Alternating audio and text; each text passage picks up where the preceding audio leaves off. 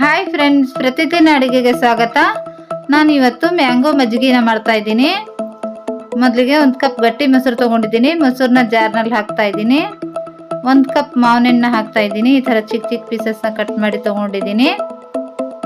ನಂತರ 1-2 ಚಿಟಿಕೆ block salt ಹಾಕ್ತಾ ಇದ್ದೀನಿ. ನಿಮ್ಮ ಹತ್ರ ಬ್ಲಾಕ್ ಸಾಲ್ಟ್ ಇಲ್ಲ ಅಂದರೆ ಸ್ಕಿಪ್ ಮಾಡ್ಬೋದು. ನಂತರ 1/4 ಟೀ ಸ್ಪೂನ್ ಅಷ್ಟು ಉಪ್ಪನ್ನ ಹಾಕ್ತಾ ಇದ್ದೀನಿ. ಉಪ್ಪು ಜಾಸ್ತಿ ಹಾಕಬೇಡಿ, ಸ್ವಲ್ಪನೇ ಹಾಕಿದ್ದೀನಿ.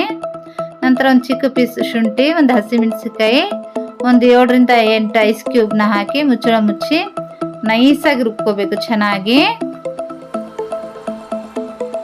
ಈ ಥರ ನೈಸಾಗಿ ರುಬ್ಕೊಂಡ ನಂತರ 1 ಕಪ್ ನೀರನ್ನ ಹಾಕಿ ಮತ್ತೆ 4ರಿಂದ 5 ನಿಮಿಷ ಚೆನ್ನಾಗಿ ಮಿಕ್ಸಿಯಲ್ಲಿ ತಿರುಗಿಸ್ತಾ ಇದ್ದೀನಿ. ನೋಡಿ, 4ರಿಂದ 5 ನಿಮಿಷ ಚೆನ್ನಾಗಿ ತಿರ್ಸ್ಕೊಂಡಿದ್ದೀನಿ. ಸ್ವಲ್ಪ ಥಿಕ್ಕಿದೆ. ಐಸ್ ಕ್ಯೂಬ್ ಹಾಕ್ತೀವಲ್ವಾ, ಅವಾಗ ನೀರಾಗುತ್ತೆ. ಅದಕ್ಕೆ ಒಂದು ಗ್ಲಾಸ್ನಲ್ಲಿ ಸರ್ವ್ ಮಾಡುವಾಗ 2ರಿಂದ 3 ಐಸ್ ಕ್ಯೂಬ್ನ ಹಾಕಿದ್ದೀನಿ. ನಂತರ ಮಜ್ಜಿಗೆನ ಈ ಥರ ಸರ್ವ್ ಮಾಡಿ. ನೀವು ಬೇಕಾದರೆ ಪುದೀನ ಎಲೆ ಕೂಡ ಹಾಕ್ಬೋದು, ನಾನು ಹಾಕಿಲ್ಲ.